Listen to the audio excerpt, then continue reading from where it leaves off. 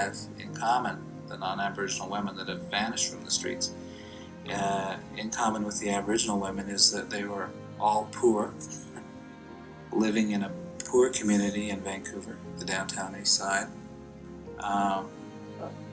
probably drug dependent, and having to resort to prostitution to deal with their habituation to street narcotics. Those are not powerful people in the society. We can't pretend they are. We can't pretend that the police are equally responsive to different parts of the society. Yeah, they're very susceptible to being taken advantage of, either kidnap or assaults, murder. All it takes is one party to go to, and you see your person and just get her drunk, and like I said, next thing she's gone. The social and economic marginalization of Indigenous women in Canadian society lead to heightened threat of violence. Police and the justice system fail to provide adequate protection to Indigenous women, and there's evidence some men are exploiting this vulnerability to specifically target women for acts of extreme brutality.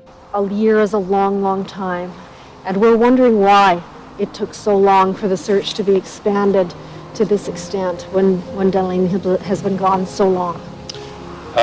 Early in the investigation, there had been several sightings that led various people to believe that Delaney was still alive and was not, maybe not wanting to be necessarily found by individuals. As the investigation went on, these sightings continued, but they became we couldn't substantiate the sightings, which led us to believe that without her contacting anybody, that it may be more serious than just a person who doesn't want to be contacted by family, police, or whoever. Sexual and gender violence continue to be tools of colonialism, making these discussions difficult at the community level, particularly when the discussion is around sovereignty, governance, and nation building. Due to this delay in filing any violence against Indigenous women or their missing persons reports, it has become difficult for communities to rely on law enforcement. I think it's become more of a priority to the police now, and we're thankful for that. But I just wish that we would have had more help from them to begin with. But I don't want to say anything that's going to jeopardize the search that's going on right now. We don't want to, make anyone look bad. We just want to find our daughter.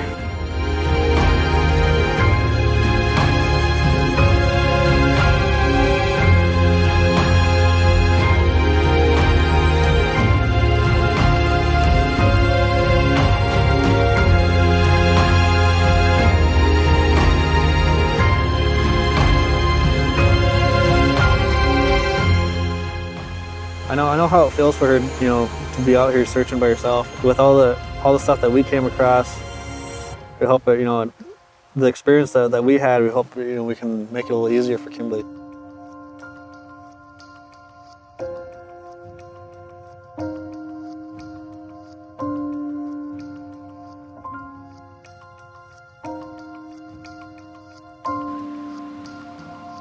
By this time, Lorraine was back in Vancouver, and she'd called Dawn every couple of weeks, and they'd arranged to meet.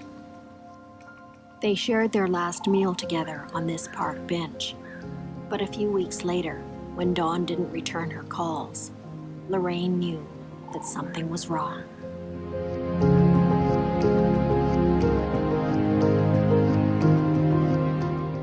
There was no sign of her anywhere. She wasn't going to any of the doctors down there anymore. So it became apparent to me that yes, indeed, something has happened to her. It was more than 3 years from the time she disappeared until Dawn's DNA was finally identified in material taken from the farm. And I'm not going to sit down anymore. Then somebody has to be held responsible for her. Not just, oh, well, she's just another dead Indian woman, another woman that's passed us by unnoticed. Up to me. and my family stand by her and let it not be forgotten.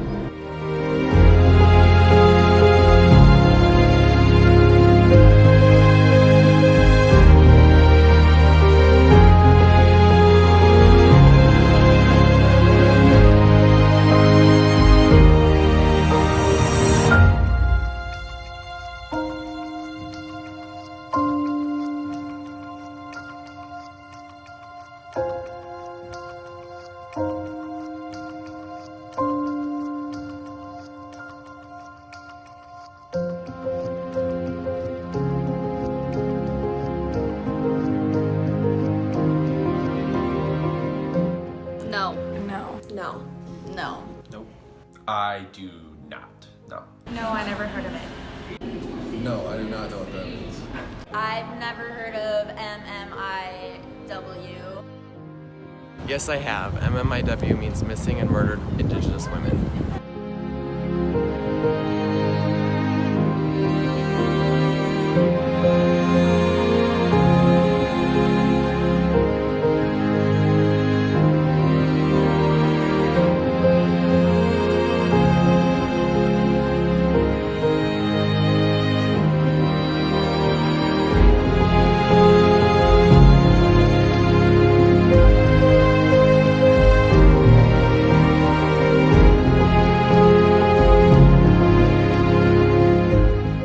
Hopefully people become more aware about MMIW. And that's really, really sad that goes on, and I hope something gets done about it very soon in the near future. MMIW is a movement that brings attention to missing women, and I think that's really important for people to learn about, since it is a big problem, and hopefully everybody wants everybody to feel safe, especially women of color. It's a super huge issue in Native communities in America, and there isn't a lot of awareness in the majority of American society. It's really sad because a lot of cases go missing and then those women are not accounted for. I think it's shocking that there's no statistics on missing Indigenous women. I think it's very unfair that Indigenous women are put on the back burner, and they deserve the same attention that any person does. Indigenous women deserve to receive justice if they're murdered or go missing, and the people who attack them or murder them or kidnap them should be held accountable. And so the fact that there are zero statistics about the percentage of missing Indigenous women is really tragic. It says a lot about our country as a whole and who we do and don't value.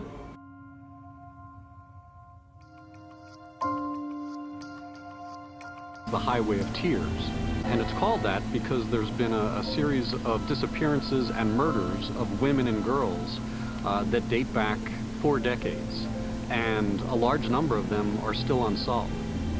People know that their sisters and daughters are at risk if they go near this highway and perhaps wind up hitchhiking for an emergency reason. The number of victims varies with who you talk to. The Royal Canadian Mounted Police Force says that there's 18 victims. But if you talk to the local people, they believe the number is 33, 43, perhaps even more. Reports of the TRC and MMIW, both in traditional and social media, often obscure the seriousness of crimes against Indigenous peoples and further mitigate the seriousness of their victimization. This signals to the public that crimes against Indigenous people do not matter.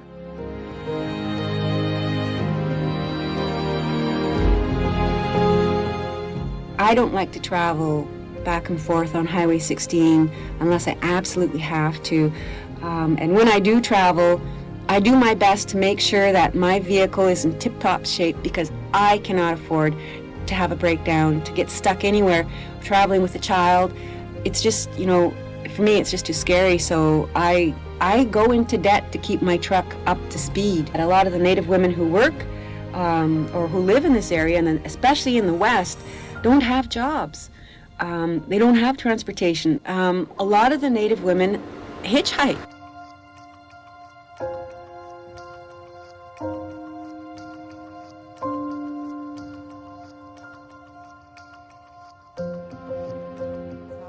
I was mad at my parents too for a while because I thought, why didn't you teach me this? Why didn't you teach me to be safe? And why didn't you teach me about sexual abuse and domestic violence?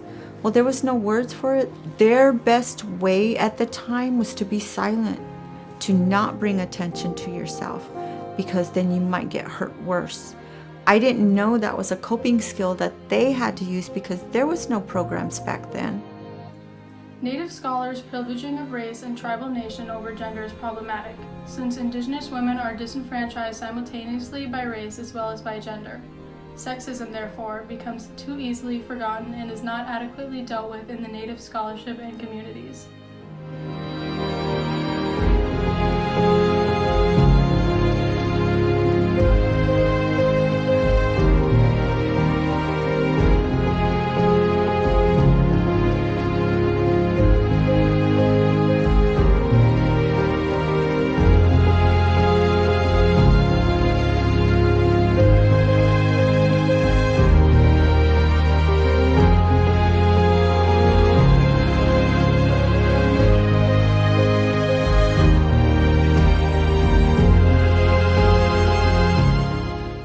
Think about Native women, a lot of that goes back to how we were treated and how we were beaten and how we were raped, and then now trying to restore just get back, who we were as Indigenous people.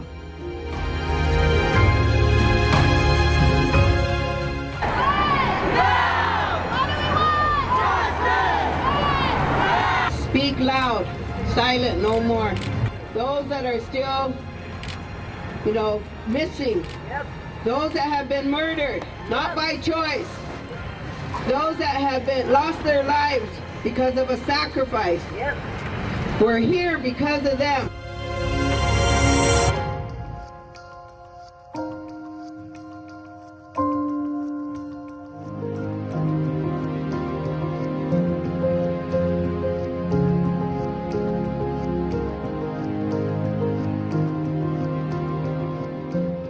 We have to shed light to the darkness.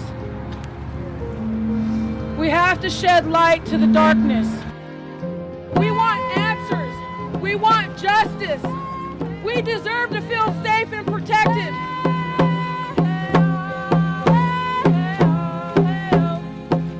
We gotta break that silence. Break the silence. Break the silence. Break the silence. Break the silence. Break the silence.